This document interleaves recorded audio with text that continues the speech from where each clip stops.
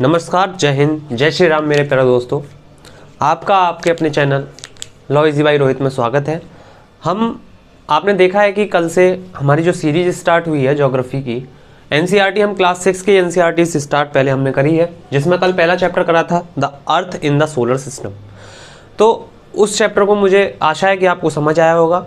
उसमें एक छोटी सी त्रुटि ये थी कि स्टार्टिंग में मैंने जो आपको बताया था कि पहले 9 ग्रह हुआ करते थे, अब 8 हैं, और जो एक ग्रह कम करा है वो स्टार्टिंग में बाई मिस्टेक मैंने नेपच्यून बोला था, तो उसको करेक्शन ज़रा आप कर लेना। वो प्लेटो था, लास्ट में मैंने प्लूटो भी बोला है, लेकिन स्टार्टिंग में थोड़ी सी वो जो भी है हेजिटेशन की वजह से मान लीजिए, आप कैसे मान लीजिए, वो मेरे मुंह से नेपच्यून निकला था, तो नेपच्यून को आप उसे करेक्शन कर लेंगे। और आज हम दूसरा चैप्टर एनसीईआरटी का 6th क्लास एनसीईआरटी का दूसरा चैप्टर लेके आए हैं। उसका नेम है ग्लोब, लैटिट्यूड एंड लॉन्गिट्यूड। इसके बारे में हम समझेंगे कि इसके बारे में एक वीडियोस पहले भी मैंने जो हॉट टॉपिक्स के नाम से हमने एक सीरीज चलाई थी, उसमें एक डाली हुई है कि ग्लोब क्या होता है, मतलब लैटिट्यूड क्या होता है, लॉन्गिट्यूड क्या होता है, इनके यूजेस क्या होते हैं। लेकिन इसको विस्तार रूप से इस चैप्टर में बताया गया है, रेफरेंस वहाँ भी मैंने एनसीईआरटी का दिया था। और आज हम इस पर पूरी चर्चा करेंगे, पूरा चैप्टर समाप्त करेंगे इसी 10-15 मिनट की क्लास में। तो आप हमारे साथ बने रहिए इस क्लास में। इसको हम स्टार्ट करने से पहले देखेंगे कि ये 3 टर्म्स इसमें दिए हुए हैं, इस 3 टर्म्स को लेकर ये पूरा चैप्टर खत्म हो जाएगा। तो पहला है globe, latitude and longitude. Globe क्या होता है?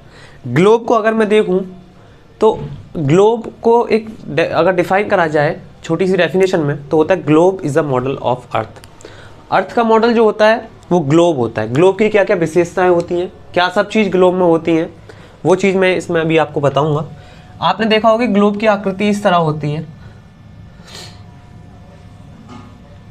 इस तरह आपने देखा होगा कि ग्लोब होता है। ग्लोब होता क्या है? ये अर्थ का मॉडल होता है। अर्थ इतनी बड़ी अर्थ है, अगर आपको कोई भी चीज़ पता करना है, कोई भी लोकेशन देखनी है, कोई भी ओशन देखना है, कंटिनेंट देखना है, कुछ भी देखना है, तो अगर आप मैप देखेंगे तो मैप में आपको खुला हुआ सरफेस दिखाई देता है। मैप आपको सर्कुलर में नहीं होता, जिस तरह हमारी ग्लोब है उस शेप में नहीं होता। तो अर्थ का शेप जो एग्जैक्ट अर्थ की शेप होती है वो ग्लोब होती है, एग्जैक्ट मॉडल होता है अर्थ का। इसमें चीज़ क्या क्या होती हैं जो हमें देखनी चाहिए? लैटिट्यूड, लॉन्गिट्यूड इसी में होती हैं। ये इमेजिनरी लाइन होती है, काल्पनिक रेखाएं होती हैं, असलियत में अर्थ पर नहीं होती। ये हमारे लिए सहूलियत के लिए होती हैं, जिससे हमें किसी भी प्लेस की लोकेशन पता करने के काम आती हैं। इसमें होता क्या है, ये आप देख रहे होंगे, ये लाइन जिस पे बीच में जिसमें ग्लोब होती है, ये वाली जो लाइन होती है इसे हम एक्सिस कहते हैं, अक्ष कहते हैं, इसे कहते हैं एक्सिस। जहाँ से ये एक्सिस इन और आउट हो रही होती है, जहाँ से इन होती है नॉर्थ पोल होता है, वो मतलब ध्रुव होते हैं दोनों पोल्स, ये साउथ पोल होता है।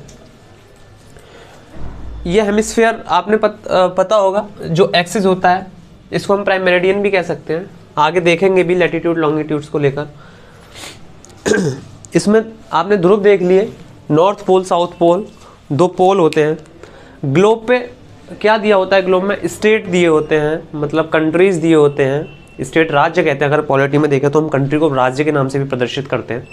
तो स्टेट दिए होते हैं इस पे, कंट्रीज से पहले हम देखे थे कंटिनेंट दिए होते हैं, ओशन दिए होते हैं, उनकी शेप दी होती है, परफेक्ट शेप, जो उसकी एक्चुअल शेप है वही शेप यहाँ दी होती है। एक्चुअल शेप का मीन्स होता है कि जो उसकी परफेक्ट शेप होती है, मतलब स्केल देखा जाए यहाँ छोटे पैमाने पे वो दिया होता है, उसका स्केल भी उसके साथ ही दिया होता है कि ये इतने बड़े या इस पैमाने से नापा जाएगा। तो स्केल वाला जो मैप का चैप्टर आगे आएगा उसे भी हम पढ़ेंगे कि मैप में स्केल का क्या काम होता है, शेप्स का क्या काम होता है, चिन्हों का क्या काम होता है। तो ये कंटिनेंट, ओशियंस, इसमें सारा कुछ दिया हुआ होता है ग्लोब में, जिससे हम देख लेते हैं कि कौन से प्लेस कहाँ हैं। लैटिट्यूड लॉन्गिट्यूड सारी चीज़ें इस ग्लोब में दी हुई होती हैं। आपने देखा होगा कि जो हमारी जो अर्थ है वो ये जो आपने सीधी ना होकर ये स्लेंटेड है, टिल्टेड है।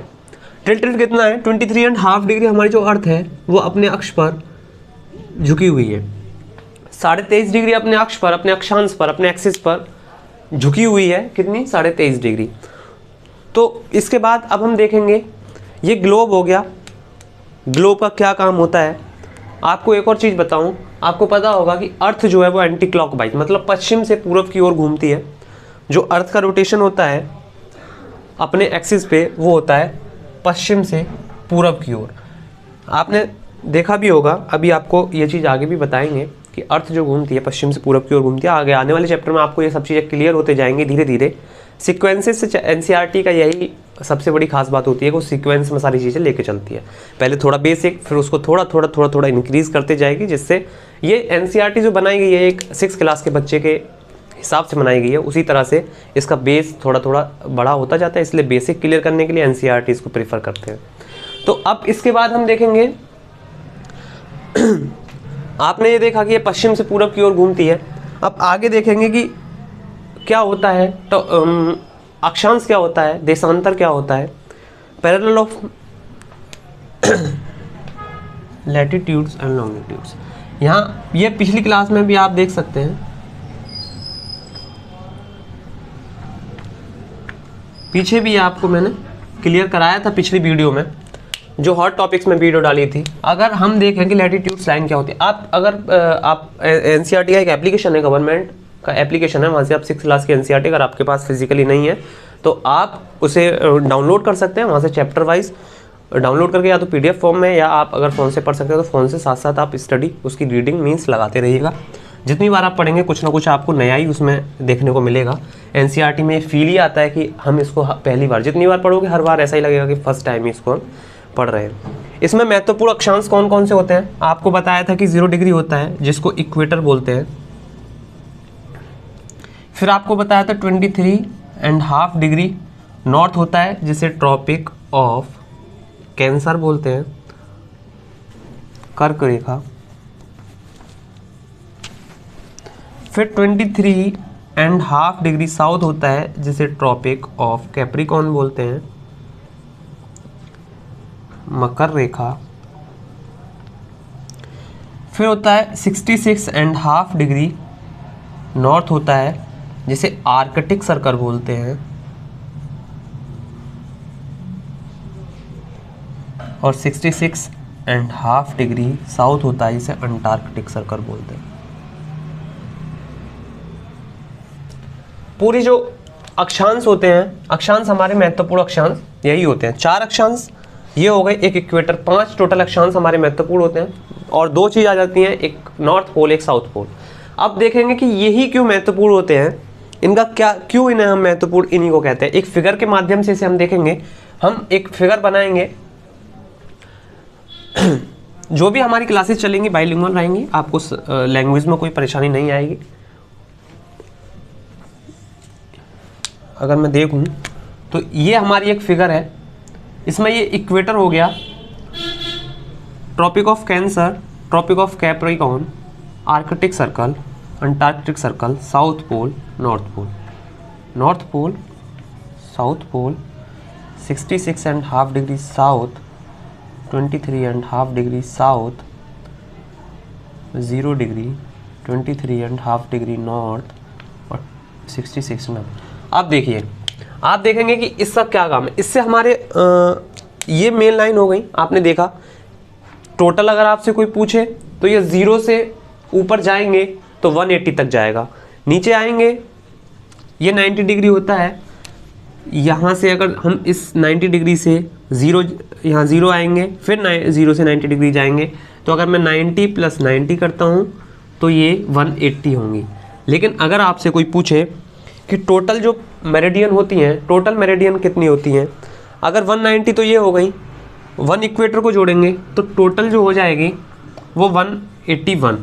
ये टोटल नहीं होती। अगर आपसे कोई पूछे कि टोटल नंबर ऑफ लैटिट्यूड, अक्षांश की कुल संख्या कितनी होती है, अक्षांश की कुल संख्या कितनी होती है, तो नॉर्थ पोल और साउथ पोल जो होता है वो एक सिर्फ पॉइंट की तरह होता है। मतलब नॉर्थ पोल एक पॉइंट की तरह होता है, साउथ पोल एक पॉइंट की तरह होता है। अगर लैटिट्यूड सर्कल आपसे कोई पूछता है, पैरेलल ऑफ लैटिट्यूड्स आपसे कोई पूछता है, तो आप क्या बताएंगे, आप बताएंगे इसको और इसको माइनस करेंगे, 181 में से -2 करेंगे तो 179 total number of latitudes circle आपके लिए निकल के आएगा। अगर आपसे कोई पूछे इनकी बीच की दूरी कितनी होती है, तो इनके बीच की दूरी सबके बीच के, क्योंकि पैरेलल लाइंस होती हैं, आपने देखा होगा पैरेलल लाइंस के बीच दूरी बराबर होती है, या पोल पे देखिए या कहीं भी देखिए, तो वो इनके बीच की दूरी जो होती है वो एक 1,111 किलोमीटर होती है। अब इसका क्या इफेक्ट होता है, यही लाइन क्यों इंपॉर्टेंट होती है, अगर इसके बारे में हम देखें तो हीट जोन जो होते हैं, मैंने आपको बताया था एक क्लास में, पीछे आप जाइएगा हॉट टॉपिक्स में देखिएगा। हीट जोन्स क्या होता है, जैसे कि अगर मैंने यहाँ से हटा दूँ लाइन्स को एक सेकंड के लिए, इसी फिगर में आपको बताएंगे कि हीट जोन्स क्या होता है। जैसे सन है, ये है सन, सॉरी, अब सन की ऐसे हीट जाएगी,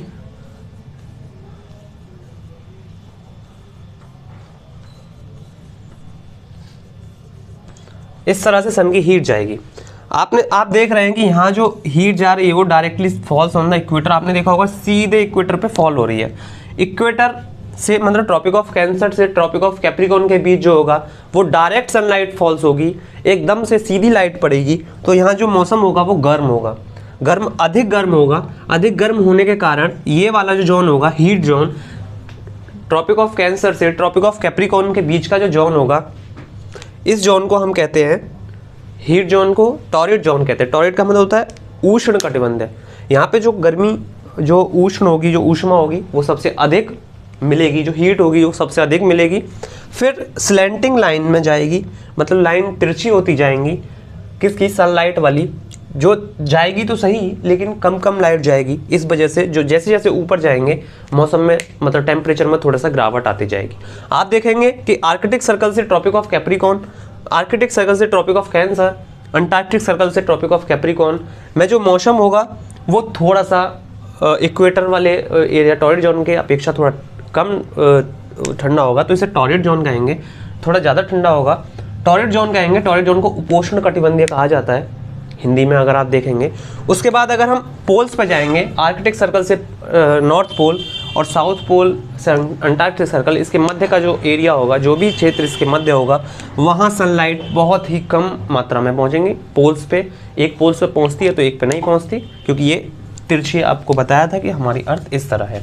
हाँ, तो यहाँ जो जोन होगा वो फ्रिज जोन होगा। आपको बताया था ये जोन फ्रिजिड होगा और ये वाला जो एरिया होगा वो टॉरिड होगा। दोनों जगह ऐसा ही होगा।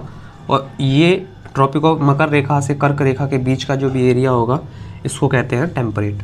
यहाँ सबसे ज़्यादा सनलाइट हमें मिलेंगी। यही चीज़, यही महत्वपूर्ण, इसमें अगर अक्षांश आप पढ़ेंगे तो अक्षांश में यही सबसे महत्वपूर्ण लाइन्स हैं। इनका क्या क्या मतलब क्या इनसे होता है, क्या इनका इफेक्ट होता है इस अर्थ पे, वो ये इफेक्ट ये हो गया। इसमें बदलाव आता है टाइम के साथ। आपको अगला चैप्टर जब हम पढ़ेंगे motion of the earth, rotation, revolution, उसमें बताया गया है। उसमें ये आपको सारा क्लियर हो जाएगा कि कैसे कैसे इसमें चेंजेस आते हैं, मौसम में क्या चेंजेस होते हैं, सीजनल चेंजेस कैसे होते हैं, उसका क्या कारण होता है, किन कारणों से मौसम में और टाइम में सीजनल चेंजेस, मौसम में चेंजेस कैसे होते हैं। दूसरी चीज़, अभी इसी के बाद अब हम पढ़ेंगे लैटिट्यूड, ये हो गया। दूसरा होता है लॉन्गिट्यूड। इसी में लैटिट्यूड के बाद हम लॉन्गिट्यूड पढ़ेंगे। लॉन्गिट्यूड हिंदी में कहा जाता है देशांतर। अब आपके दिमाग में आएगा देशांतर क्या होता है और इनकी ज़रूरत क्या होती है। जब अक्षांश हो गया तो देशांतर की क्या ज़रूरत पड़ी, तो देशांतर की क्या ज़रूरत पड़ी। अक्षांश से क्या होता है, हम किसी भी प्लेस का, किसी भी स्थान का, ये काल्पनिक रेखा होती है, आपके लिए बता दूं, इमेजिनरी लाइन होती है। ये ऐसा अर्थ पे कोई लाइन नहीं खींची हुई है, आपने नहीं देखा होगा कि अगर आप बाहर निकलते हैं कभी आपने नहीं देखा होगा ज़मीन पे इस तरह की कोई लाइन खींची हुई है। ये हमारी सहूलियत के लिए है। पहले नक्शा, पहले मैप, पहले फ़ोन, इतना सब कुछ नहीं हुआ करता था। तो वैज्ञानिकों ने ये खोज किसी भी स्थान की लोकेशन निकालने के लिए, अवस्थिति कहाँ अवस्थित है कोई भी स्थान, उसके लिए इन चीज़ों का इस्तेमाल पहले हुआ करता था। अभी इतना नहीं है, लेकिन हमारे पढ़ने के लिए बहुत ज़्यादा ज़रूरी है। अभी तो हम कहीं भी जाते हैं, कहीं भी देखते हैं, फ़ोन, गूगल मैप के थ्रू जाते हैं। लेकिन वो बात अलग है कि गूगल मैप ऐसे रास्ते में घुसा देता है कि जहाँ साइकिल का रास्ता होता है, गाड़ी लेकर हम लोग चले जाते हैं। अब देखिए, लैटिट्यूड हम देख चुके हैं, लॉन्गिट्यूड हम देखते हैं। लॉन्गिट्यूड क्या होता है,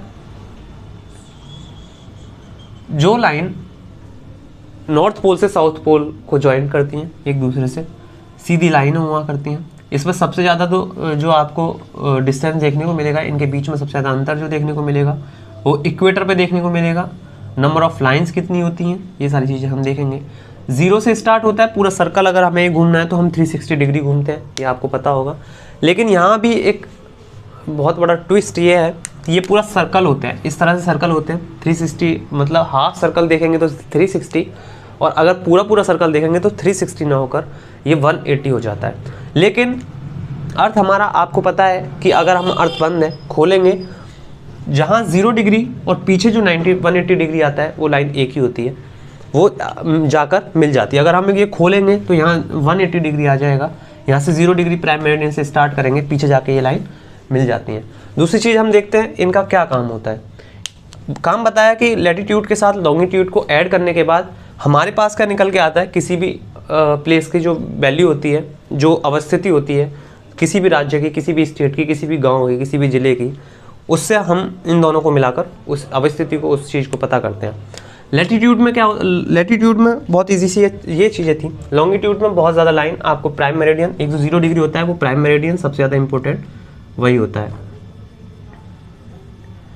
अब हम प्राइम मेरिडियन देखें, प्राइम मेरिडियन क्या होता है कि टाइम का पता लगाने के लिए इन लॉन्गिट्यूड्स की हमें बहुत ज़्यादा आवश्यकता होती है। मतलब इन्हीं से हम टाइम का पहले पता लगाया करते थे, पहले, आज भी हम पता लगाते हैं। आपने देखा होगा कि मैच चल रहा होता है तो 2 तरह के टाइम आपको दिखाते हैं। अगर इंडिया में चल रहा होगा तो इंडिया का जहाँ टाइम दिखाएंगे वहाँ IST लिखा हुआ होगा, इंडियन स्टैंडर्ड टाइम लाइन, और GMT लिखा होता है, ग्रीनविच मीन टाइम लाइन, जब बताते हैं। जैसे इंग्लैंड में अगर मैच चल रहा है, वहाँ 12 बजे से मैच स्टार्ट है, तो मैच की टाइमिंग जो हमारे यहाँ दिखाई जाएगी वो 12 नून GMT होगा, और आगे लिखा होगा कि 5:30 IST। IST मीन्स क्या होता है, GMT मीन्स क्या होता है, ये सारी चीज़ समझेंगे। जो ये 0 डिग्री है, 0 डिग्री प्राइम मतलब लॉन्गिट्यूड है, वो ग्रीनविच मीन टाइम लाइन बोला जाता है, जिसे कहते हैं GMT,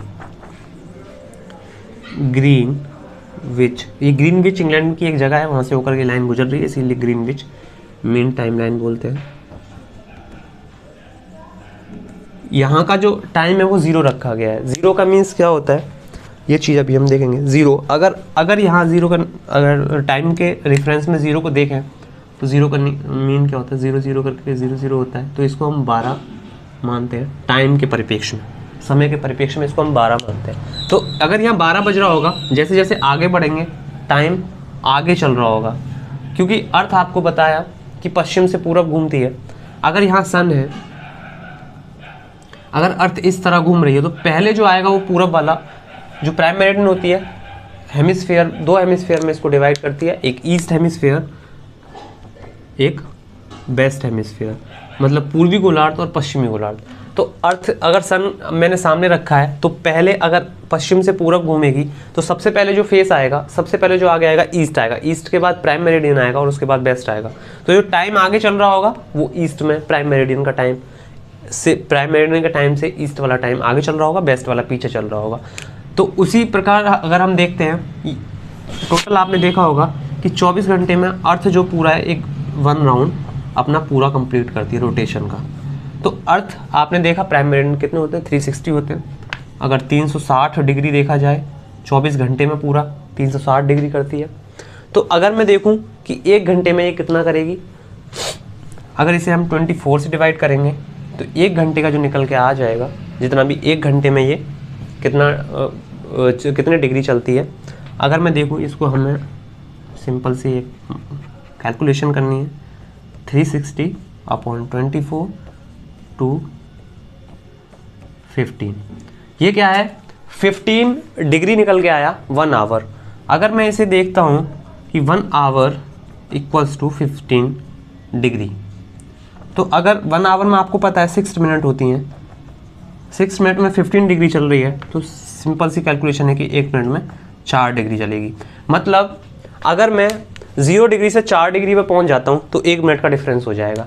और आपने देखा होगा कि जो हमारा इंडिया है, यहाँ बना लेते हैं अपना प्यारा भारत। देखिए भाई, चित्रकारी में थोड़ा हाथ तंग है और बाकी कोशिश पूरी रहेगी कि ठीक ही बने। ये हमारा प्यारा भारत। अब इसका आपने देखा होगा कि प्राइम मेरिडियन जो हमारी IST है, इंडियन स्टैंडर्ड टाइम लाइन, वो यहाँ से होकर कहीं से गुजरती है। थोड़ा टेढ़ा मेढ़ा हो जाए तो आप देख लीजिएगा। तो हमारा ये जो हमने जो अपनी टाइमलाइन को माना है, समय की जो हमारी रेखा है, हमने उसे माना है 82.5 डिग्री ईस्ट, 82.5 डिग्री पूरब। अब क्या होता है, 0 डिग्री से 82.5 डिग्री अगर इंसान चल के जाएगा तो उसमें कितने मिनट का डिफरेंस होगा। अगर हम निकालेंगे इसका तो 5.5 घंटे निकल के आएगा, क्योंकि क्या करना क्या है 82.5 में गुणा 4 करना है, क्योंकि 1 डिग्री बराबर 4 मिनट होता है, तो 82.5 डिग्री बराबर कितने मिनट होगा आप मल्टीप्लाई कर लेंगे, सिंपल सी कैलकुलेशन है।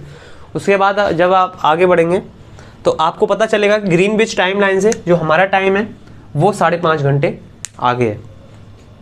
आपको जोन्स आपको बताया कि लैटिट्यूड में कौन कौन से लैटिट्यूड हमारे लिए इंपॉर्टेंट है, इनका क्या इफेक्ट होता है, ये जोन्स आपको बता दिया कि इसमें हीट जोन्स होते हैं, 3 हीट जोन्स होते हैं, वो आपके लिए बहुत ही इजी वे में, पीछे भी वीडियो अगर आप देखना चाहेंगे रेफरेंस में पीछे वीडियो पड़ी हुई है, उसकी लिंक भी डिस्क्रिप्शन में उसको ऐड कर देंगे, आप उसमें से भी, और इनको इंडिविजुअल वीडियोस में क्लियर भी करा गया, लैटिट्यूड भी, लॉन्गिट्यूड और हीट जोन्स को भी। ग्लोब आपको पता चला, ग्लोब क्या होता है, ग्लोब अर्थ का मॉडल होता है, और इसमें बहुत ज़्यादा ज़रूरी और कोई चीज़ नहीं है।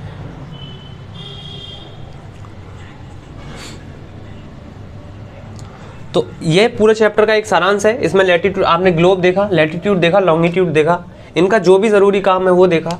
इससे हमें क्या किसी भी प्लेस की अवस्थिति का पता चलता है, लैटिट्यूड लॉन्गिट्यूड्स को मिला के।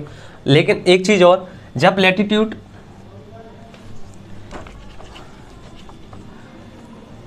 मैं अगर लैटिट्यूड और लॉन्गिट्यूड को एक साथ बना दूं तो इसको मिलाकर हम क्या कहते हैं।